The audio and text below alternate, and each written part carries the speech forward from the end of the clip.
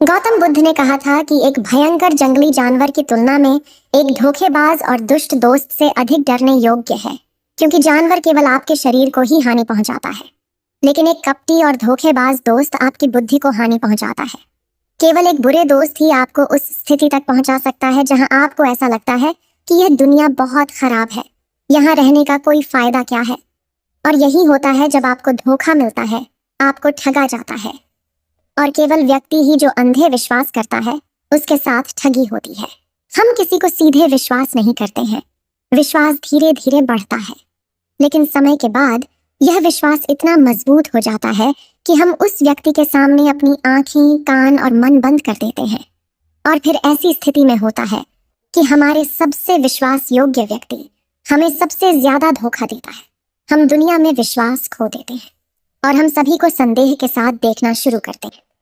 वास्तविकता में यह दुनिया धोखे पर चल रही है। हम किसी न किसी को धोखा देते हैं, कहीं ना कहीं या कभी ना कभी अपने जीवन में, और दूसरे लोग भी हमें धोखा देते हैं। दूसरों द्वारा धोखा देना समझना संभव है, लेकिन हमने वर्षों से खुद को धोखा दिया है। हम अपने आप को ऐसी बातों को मनाते हैं ताकि हमें सच्चाई का सामना न करना पड़े, और हम अपने छोटे से दुनिया में खो जाते हैं। धोखा या विश्वासघात एक दो तरफा तलवार की तरह है।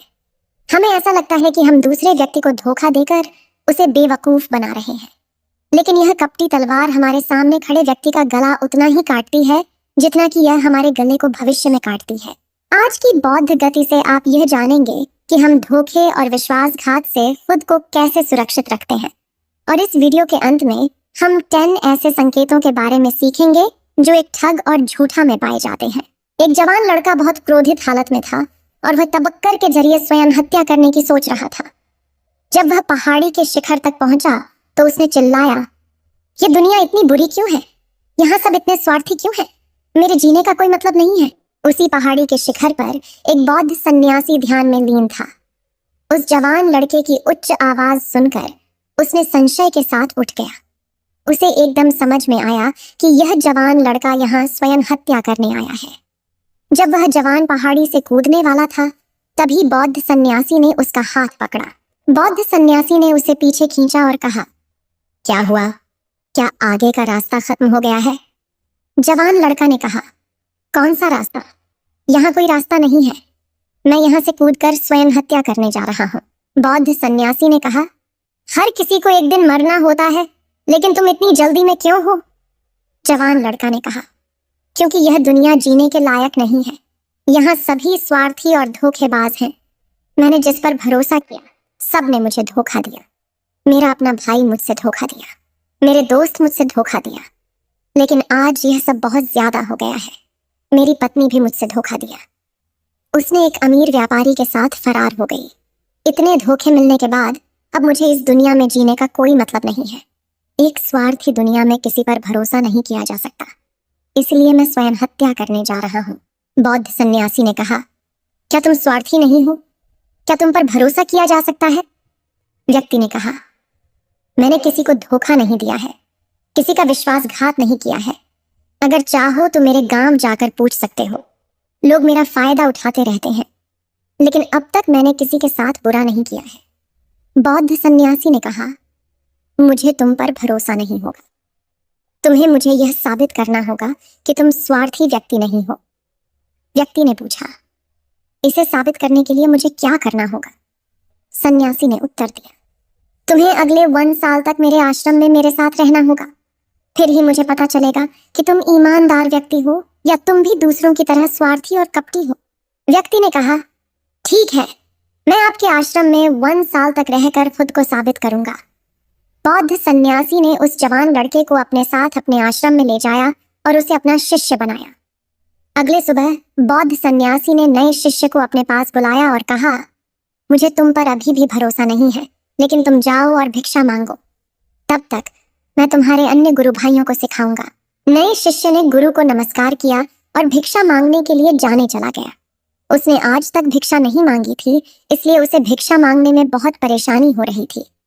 भिक्षा के लिए उसके मुंह से शब्द नहीं निकल रहे थे। उसका अहंकार उसे रोक रहा था, लेकिन उसके अंदर एक घमंड उठ रहा था। मास्टर को गलत साबित करने के लिए उसने भिक्षा मांगी और उस भिक्षा को लेकर वह गुरु के पास लौट आया।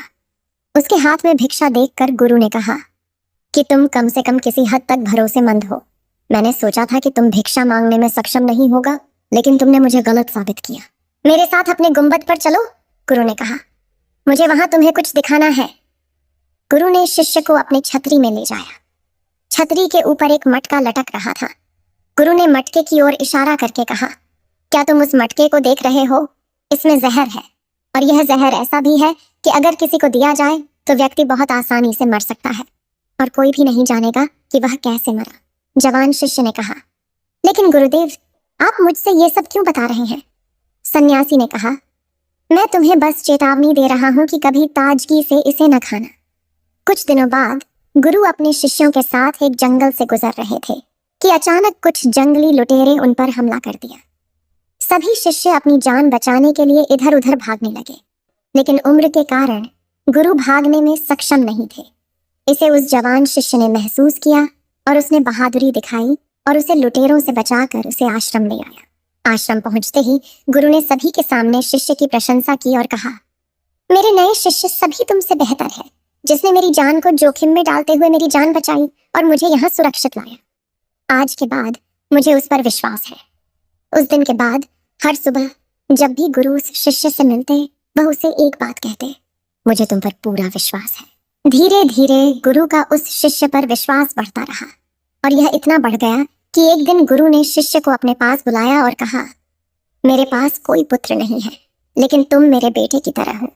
मैं अब बूढ़ा हो गया हूँ, इसलिए मेरी मृत्यु के बाद मैं चाहता हूं कि तुम इस आश्रम की जिम्मेदारी को अपने हाथों में लो। शिष्य ने कहा, गुरुदेव, अगर यह आपकी इच्छा हो तो मैं भी आपके सुख के लिए इस जिम्मेदारी को संभालूंगा। इस कहते ही शिष्य चला गया।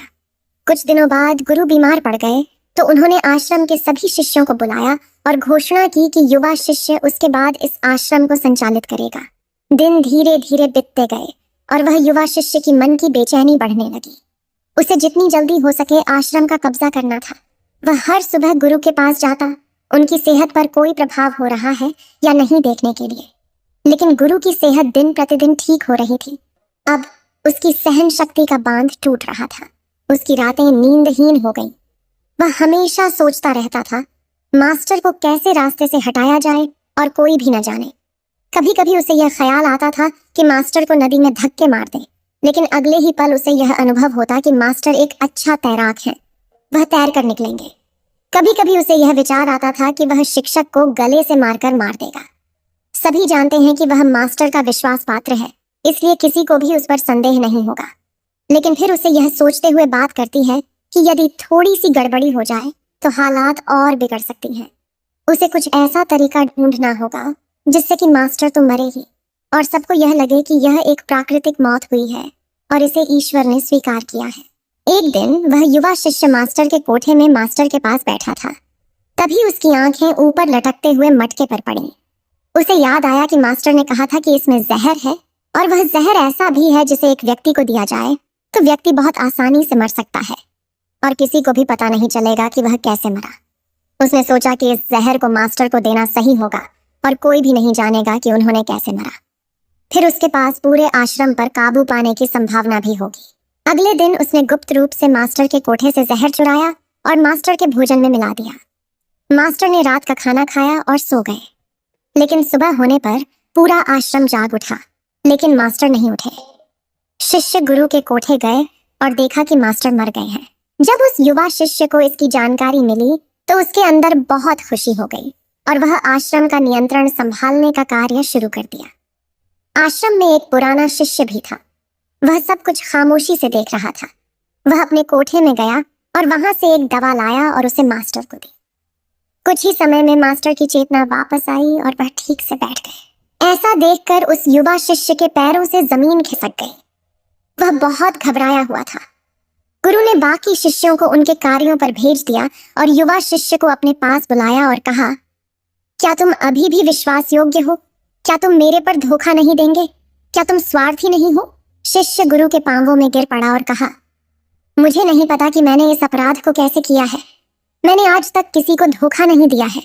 लोग मुझसे धोखा दे रहे हैं, लेकिन नहीं जानता कि मैंने आज तुम पर धोखा क्यों और कैसे किया। गुरु ने कहा, तुम मुझसे धोखा नहीं दे सकते, क्योंकि मैंने कभी तुम पर विश्वास नहीं किया। मैं किसी पर भी विश्वास नहीं करता। मैं केवल उसे विश्वास करता हूँ जो मैं अपनी आंखों से देखता हूँ। और मैं तुम्हारे भीतर की लालसा देख सकता था, और मैंने तुम्हें यह लालसा जानबूझ कर दी थी, क्योंकि किसी को धोखा देने के सिर्फ 3 कारण होते हैं। पहला स्वार्थ, दूसरा लालसा, और तीसरा ईर्ष्या। वह युवा सन्यासी मास्टर से पूछा, लेकिन मास्टर, मैं अपने आप को अपना ये कैसे स्वार्थ, लोभ और ईर्ष्या से मुक्त रख सकता हूँ? मास्टर ने कहा, खुद को पढ़ें, खुद को जानें, खुद के अंदर प्रवेश करने का प्रयास करें। इंसान में बहुत महान संभावना होती है। वह खुद को कुछ भी बना सकता है, वह कुछ भी हो सकता है। और जब आपको मौका मिले, अपने अंदर देखें और जानने की कोशिश करें कि आप क्यों बदल रहे हैं, कौन आपको बदल रहा है, क्या यह परिवर्तन अच्छा है या बुरा, आत्मा निरीक्षण करें। मास्टर के इन शब्दों को सुनकर शिष्य फिर से उनके पैरों में गिर गया और कहा, मास्टर, मैं आपका शिष्य बनना चाहता हूँ और जानना चाहता हूँ कि मैं कौन हूँ, मैं क्या हूँ और मैं क्यों बदलता हूँ। मास्टर ने कहा, हमारे आसपास ऐसे बहुत सारे लोग हैं, और बहुत सारे ऐसे लोग रह चुके हैं जो इसके उदाहरण हैं, जो कभी अपने स्वार्थ, लोभ और ईर्ष्या के कारण किसी को धोखा नहीं दिया है। वह किसी का विश्वासघात नहीं करते। एक व्यक्ति तभी धोखा देता है जब उसे लगता है कि कोई नहीं देख रहा है कि वह क्या कर रहा है, और भविष्य में कोई नहीं जानेगा कि वह जो कर रहा है सही है। पकड़े जाने के बाद वह अपनी सुरक्षा के लिए अधिकतर तर्क देता है कि मैं कुछ नहीं कर सका, यही आखिरी राह थी, मुझे मजबूर किया गया था। लेकिन यह धोखा देने के पीछे सच्चाई है जो हर विश्वासघात के पीछे छुपी होती है, और जो व्यक्ति अपने लाभ के लिए जानबूझकर करता है। मास्टर ने शिष्य की आंखों में देखते हुए कहा, याद रखें, हम किसी को धोखा देने पर हमें उसकी आंतरिक अभिज्ञान को चोट पहुंचाते हैं, और वह इतनी बुरी तरह चोटित हो जाता है कि वह किसी पर भरोसा नहीं कर पाता। वह अंदर से बहुत ही दुखी और अकेला महसूस करने लगता है। इसलिए यदि आप चाहते हैं कि कोई आपको धोखा न दे, तो अपनी आंखें, कानें और मन को खुले रखें। लोगों पर विश्वास करें, लेकिन इतना विश्वास मत करें कि वे आपका फायदा उठाने लगें। हमेशा अपने सबसे महत्वपूर्ण कार्यों पर नियंत्रण में रहें, और कभी कभी खुद को जांचते रहें। जिस धोखे को आप टालना करना चाहते हैं, क्या आप किसी दूसरे के साथ वैसा ही धोखा कर रहे हैं? और अगर कोई आप पर फिर भी धोखा देता है, तो निराश ना हो, क्योंकि हर विश्वासघात किसी व्यक्ति को कुछ सिखाता है। धोखा खाने के बाद एक व्यक्ति पहले के मुकाबले ज्यादा सतर्क और सावधान हो जाता है। इसलिए अपने जीवन को बिगाड़ने की आदत नहीं डालें, बल्कि इसे एक सबक समझें और आगे बढ़ें। मास्टर ने कहा, ये है धोखेबाज व्यक्ति के 10 चिन्ह, एक चालाक व्यक्ति के, जो आपको धोखा दे सकता है, आपकी चैन चुरा सकता है, और आशा की गहरी समुद्र में डूबते हुए आपकी जिंदगी खत्म कर सकता है। पहला चिन्ह, वह व्यक्ति जो झूठा होगा, वह धोखेबाज होगा, वह सब कुछ आपसे छुपाएगा। आप उसके बारे में दूसरे लोगों से जानेंगे, और जब आप पूछेंगे तो वह कहेगा कि उसे बताना भूल गया। उसके साथ बहुत समय बिताने के बावजूद आप उसके बारे में ज्यादा नहीं जान पाएंगे। वह आपके बारे में क्या सोचता है, उसकी जिंदगी में क्या चल रहा है, यह आपको हमेशा भ्रमित करेगा, क्योंकि वह सब कुछ आपसे छुपाएगा, क्योंकि वह सच्चा आदमी नहीं है। एक सच्चा आदमी को अपने बारे में बताने में कोई समस्या नहीं होती। वह आपके साथ लगभग सब कुछ साझा करता है। लेकिन एक धोखेबाज बहुत सतर्कता से चलता है।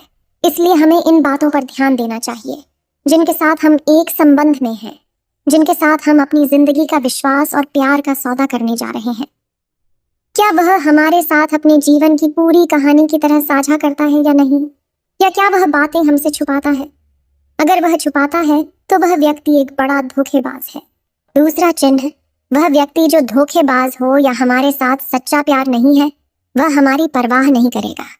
हम उसकी परवाह कितनी भी करें, उसके लिए कुछ भी करें, लेकिन उसे एक बिंदु भी चुनो, वह इसे बिल्कुल नहीं परवाह करेगा। और यह एक बार ही नहीं दिखेगा, बार बार दिखेगा, लेकिन हम इसे नजरअंदाज करते हैं। यह हमारी गलती है, क्योंकि हमारे मोहित होने के कारण हम अपनी आंखों के सामने सच्चाई को नहीं देख पाते। यह हमारी गलती है। अगर हम थोड़ा सावधानी से ज्यादा देखने की कोशिश करें, तो हमें पता चलेगा कि वह हमारी परवाह नहीं करता। तीसरा चिन्ह, एक धोखेबाज व्यक्ति भी बड़ा झूठा होता है। उसके शब्द उसके आपसी मेल नहीं खाते, उसकी जीभ बदलती रहती है, वह अपने वचनों को नहीं निभाता, लेकिन हम उसकी झूठों में फंस जाते हैं, इसलिए हम उसे पहचान नहीं पाते। चौथा चिन्ह, एक धोखेबाज व्यक्ति हमारी मुख प्रशंसा और सराहना हमारे सामने करेगा, लेकिन वह कभी भी हमारी प्रशंसा नहीं करेगा और हमें सम्मान नहीं करेगा। चाहे हम उसके लिए मर जाएं, वह हमें कभी सराहना नहीं करेगा और हमें उतना महत्व नहीं देगा जितना हम अपनी जिंदगी में देते हैं, क्योंकि वह हमें एक दिन धोखा देगा। इसलिए यह बेहतर है कि हम सतर्क रहें पहले ही बड़े धोखे के आगे। पांचवा चिन्ह, वह कहते क्या है पर आपको ध्यान देने की जगह उनके कार्यों पर ध्यान केंद्रित करें। बात करना बहुत आसान है, लेकिन करना बहुत मुश्किल होता है और अधिकांश लोग इन बातों पर फंस जाते हैं। इसलिए चाहे वह आपसे कितनी भी बातें करें, आपके साथ कितने वादे करें, जब तक वह उसे करके दिखाने का प्रदर्शन नहीं करता, तब तक उस पर विश्वास न करें। छठा चिन्ह, यह अक्सर प्यार के संबंधों में देखा जाता है कि एक धोखेबाज व्यक्ति उस व्यक्ति को कैसे पकड़ता है जो उसे प्यार करता है, जैसे कि उसके सामने हमेशा उपलब्ध होता है। वह कहीं नहीं जा रहा है, वह उसके लिए यहाँ रहेगा। उसे न तो सम्मान करेगा और न ही सम्मान देगा, और अगर सम्मान के लिए विनती की जाए तो वह उसे और अधिक अपमानित करेगा। यदि आपको एक संबंध में किसी से विनती करनी हो, मुझसे समझो कि उसमें आपके लिए प्यार नहीं है। जो वास्तव में आपसे प्यार करता है वह चाहेगा कि आपके साथ अधिकांश समय बिताए। जिसे आप समय के लिए विनती करें, समझो कि उसमें आपके लिए प्यार नहीं है। सातवां चिन्ह, वह हर चीज के लिए समय निकाल सकता है, लेकिन कभी भी आपके लिए समय नहीं निकालेगा। वह अपने जीवन में आपके लिए कुछ भी नहीं छोड़ेगा, लेकिन आपको कभी नहीं छोड़ेगा।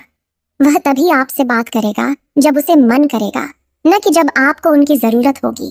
वह आपको किसी और के साथ बदल सकता है, लेकिन आपके लिए कुछ नहीं बदलेगा, न तो उनकी आदतें, न ही उनका स्वभाव और न ही उनकी सुविधा। आठवां चिन्ह, वह कभी भी आपके प्रति समर्पित और आज्ञाकारी नहीं होगा। जैसा कि हम आपके साथ हमेशा रहेंगे, चाहे जो भी हो।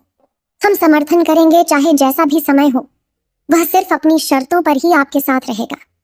जब उसे आराम और अच्छा लगेगा तभी वह आपके साथ रहेगा, और अगर उसे थोड़ा भी चोट लगे तो वह चला जाएगा, क्योंकि वह कभी भी अपनी सुविधा के लिए अपनी सीमा के बाहर कुछ भी करने के लिए नहीं आएगा। नौवां चिन्ह, वह हमेशा आपको चोट पहुंचाएगा, कभी जानबूझकर और कभी बिना जाने कि वह आपको कितना चोट पहुंचा रहा है, और आपका हृदय लगातार दुखेगा। आप उस व्यक्ति के साथ खुश रहेंगे जो वास्तव में आपसे प्यार करता है। उसके साथ होने से आपको ऐसा लगेगा कि आप हवा में हल्के सा उड़ रहे हैं, और अगर आप एक धोखेबाज और गलत व्यक्ति के साथ संबंध में हैं तो सब कुछ भारी और असावधान लगेगा। ऐसा लगेगा कि कुछ गड़बड़ है। अंदर से एक आवाज आएगी कि यह संबंध आपके लिए सही नहीं है, और यदि इसे सुनने के बावजूद आप इसे नजरअंदाज करते हैं तो यह आपकी गलती होगी। 10वां चिन्ह, आपके जीवन में वे कहीं नहीं है। आपके जीवन में उनकी कोई विशेष जगह नहीं है। जब चाहें वे आसानी से आपके जीवन से आपको निकाल सकते हैं और उन्हें कुछ फर्क नहीं पड़ेगा। यदि आप यह नहीं मानते और उनकी सच्चाई जानना चाहते हैं तो अपने जीवन से कुछ दिनों के लिए गायब हो जाइए। उन्हें कुछ फर्क नहीं पड़ेगा, बल्कि वे खुश रहेंगे। अच्छा है कि समस्या हमारे जीवन से चली गई है। अब हम आजाद हैं और हम जो चाहें कर सकते हैं। यदि आप भी एक ऐसे व्यक्ति के साथ संबंध में हैं तो अपने बुद्धि को संयम में लाइए और जितनी जल्दी हो सके इससे बाहर निकलें। मुझे विश्वास करें, ऐसे संबंध से बाहर आने के बाद आपको शांति, सुख और प्यार मिलेगा। और क्या दुनिया में सिर्फ एक ही व्यक्ति है? यदि आप एक खराब व्यक्ति को छोड़ देते हैं तो 10 अच्छे लोग आपके जीवन में आएंगे जो आपको सम्मान और प्यार देंगे। और जब तक आप इस तरह के झूठे व्यक्ति के साथ हैं तब तक आप अन्य अच्छे लोगों को नहीं देख पाएंगे। लेकिन जैसे ही आप ऐसे धोखेबाज व्यक्ति को छोड़ देंगे, अच्छे लोग आपके जीवन में आना शुरू हो जाएंगे। और एक और बात, आजकल वे लोग जिनके साथ प्यार में धोखा हुआ है वे कहते हैं कि प्यार कुछ नहीं है, सब कुछ झूठ है। आजकल सब कुछ झूठ है, लेकिन यह पूरी तरह से सही नहीं है। जिस व्यक्ति ने आपको धोखा दिया उसे प्यार के अर्थ की जानकारी नहीं थी, लेकिन आज भी दुनिया में बहुत सारे ऐसे लोग हैं जो प्यार को कैसे करना जानते हैं और उसे बरकरार रखने की भी जानते हैं। धोखा खाए लोग अपनी ओर से सच्चा प्यार कर रहे थे। प्यार ईश्वर की उपहार है और यह दुनिया प्यार पर आधारित है। अगर एक गलत व्यक्ति ने आपका प्यार समझ नहीं पाया तो इसका अर्थ यह नहीं है कि इस दुनिया में प्यार नहीं है। यह दुनिया प्यार पर आधारित है। यह प्रसिद्ध नृत्य दुनिया सिर्फ प्यार करने वालों के कारण है। और अंत में एक और बात, यदि आप अपने परिवार के सदस्यों से धोखा खा चुके हैं या आपस में गलत फहमी हो गई है तो एक दूसरे के बात समझने का प्रयास करें, एक दूसरे को जानें और एक दूसरे को माफ करें, क्योंकि दोस्तों, आपको बहुत सारे लोग मिलेंगे, लेकिन आपके परिवार के सदस्यों की तरह किसी और जगह पूरे विश्व में नहीं मिलेंगे। हाँ, उनका दृष्टिकोण थोड़ा अलग होता है। वे थोड़े दूर के होते हैं आपके परिवार के बाहर, जैसे कि आपके दोस्त, दूर के रिश्तेदार या पड़ोसी। लेकिन परिवार के सदस्यों को माफ कर देना बुद्धिमान होता है। उम्मीद है आप सभी को यह वीडियो अच्छी लगी होगी। अगर आप बुद्ध के सच्चे विश्वासी हैं, तो चैनल को सब्सक्राइब और वीडियो को लाइक करके कमेंट में नमो बुद्धा लिख दीजिए।